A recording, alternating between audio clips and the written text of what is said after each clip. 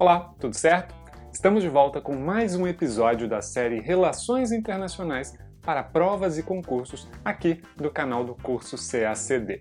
Nos vídeos dessa série, nós abordamos de uma maneira objetiva e descomplicada temas de relações internacionais que são bastante cobrados em exames das mais diversas áreas. E hoje nós vamos falar sobre o Acordo de Paris e os esforços globais de enfrentamento à mudança do clima. Bora lá!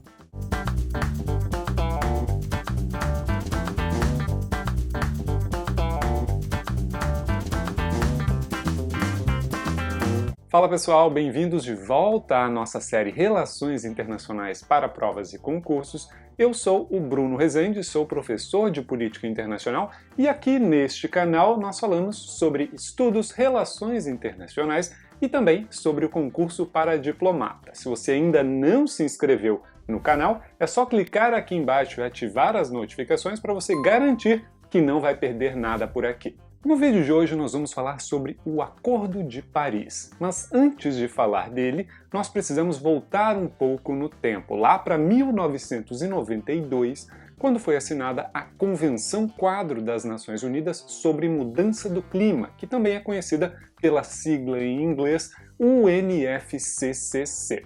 O objetivo básico dessa convenção é alcançar a estabilidade das concentrações de gases de efeito estufa na atmosfera em um nível que impeça uma interferência humana perigosa no sistema climático mundial. Ou seja, essa convenção busca evitar que a quantidade de gases de efeito estufa emitidos pela ação humana ultrapasse um patamar razoável para a manutenção da vida na Terra sem grandes riscos. A Convenção estabeleceu, então, esse objetivo amplo, mas ela precisou ser complementada com outros compromissos mais concretos para ser colocada em prática.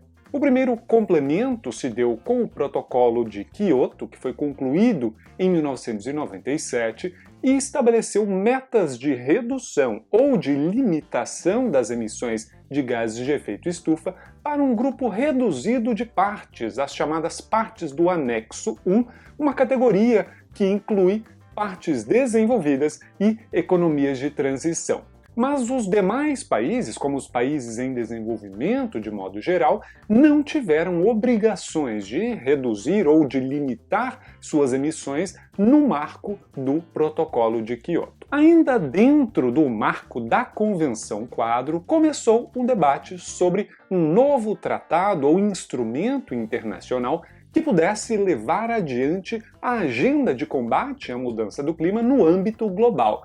E foi aí que se chegou ao Acordo de Paris, que foi concluído em 2015 e entrou em vigor, ou seja, passou a valer oficialmente em 2016. E quais são os diferenciais do Acordo de Paris? Há três aspectos centrais. Em primeiro lugar, o Acordo de Paris estabelece o objetivo de manter o aumento da temperatura média global bem abaixo de 2 graus Celsius em relação aos níveis pré-industriais, além de reunir forças, juntar forças para limitar esse aumento da temperatura a 1,5 grau. Os níveis pré-industriais são os parâmetros de temperatura média global antes do início da Revolução Industrial e, portanto, antes do aumento da emissão de gases de efeito estufa pelas indústrias. A Convenção de 1992 falava em limitar as emissões e evitar seus efeitos negativos, mas não colocou um patamar específico para isso. E o Acordo de Paris, sim, fez isso. Então vamos lá para uma questão do CRB da 6ª região de 2017, da banca Quadrix, que é uma questão de múltipla escolha. A respeito do Acordo de Paris, assinale a alternativa correta. A. Assinado em 2002, 10 anos após a Rio 92, tem como objetivo a redução na emissão de gases que contribuem para o aquecimento global. B. O acordo insere-se na mesma política do Protocolo de Kyoto, porém, diferentemente deste, não foi assinado pelos Estados Unidos. C. O principal objetivo do acordo diz respeito a limitar o aumento da temperatura global a no máximo 2 graus Celsius em relação aos níveis pré-industriais. D. Grande parte dos países industrializados ainda não aceitaram o acordo, o que dificulta sua implementação. E o acordo tem por base a ideia de que a temperatura média global não sofre influência da ação antrópica. Vamos então voltar para cada alternativa. Letra A. O Acordo de Paris não foi assinado em 2002, né? Como nós vimos, ele foi adotado, ou o texto do acordo foi concluído em 2015, ele foi oficialmente aberto para assinaturas em 2016 e entrou em vigor no mesmo ano de 2016. Então, essa alternativa A está errada. Letra B. Dizer que o Acordo de Paris se insere na mesma política do Protocolo de Kyoto já não quer dizer muita coisa, né? O que significa mesma política. Mas, bom, o que interessa mesmo nesse item é a parte final, em que há um erro grave. Os Estados Unidos chegaram, sim, a assinar o Protocolo de Kyoto, mas não o ratificaram. Então, até aí, tudo bem. Mas o erro do item é que os Estados Unidos assinaram, sim, o Acordo de Paris e, no mesmo ano, aceitaram esse acordo que passou a valer, portanto, para os Estados Unidos a partir do momento em que o Acordo de Paris entrou em vigor internacional em 2016. No governo Trump, os Estados Unidos chegaram a se retirar do Acordo de Paris, denunciaram o Acordo de Paris, e esse foi o primeiro e único caso, até o momento, de uma parte que deixou o acordo. Mas no início de 2021, já no governo do presidente Joe Biden, os Estados Unidos comunicaram formalmente uma nova aceitação do Acordo de Paris. Então, os Estados Unidos retornaram dessa maneira ao acordo. Mas bom, voltando então, o item B está errado. Letra C, claramente essa é a alternativa certa, né? Como nós falamos agora há pouco, o Acordo de Paris tem como um de seus objetivos centrais justamente essa limitação do aumento da temperatura média global a no máximo 2 graus Celsius acima dos níveis pré-industriais, com esforços para limitar a 1,5. Então, a C é a correta. Mas vamos também ver as outras duas alternativas. Letra D. A letra D está errada. A enorme maioria dos países já é parte do Acordo de Paris e mesmo em 2017, lá na época da questão, isso já era verdade. Atualmente, o acordo já tem pelo menos 190 partes, são quase todos os estados membros da ONU, que são 193 no total. Então, além disso, também algumas partes do acordo que não são membros da ONU, são a União Europeia, Ilhas Cook, Niue e Palestina.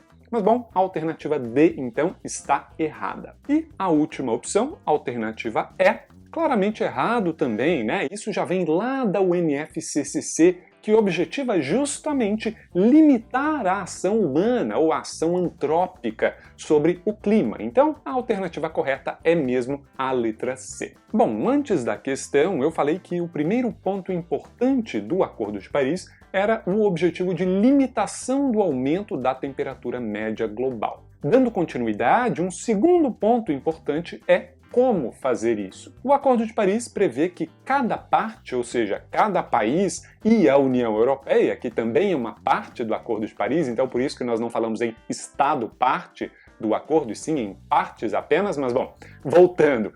Cada parte do Acordo de Paris deve formular e apresentar a cada 5 anos sua contribuição nacionalmente determinada, que é conhecida pela sigla em inglês NDC.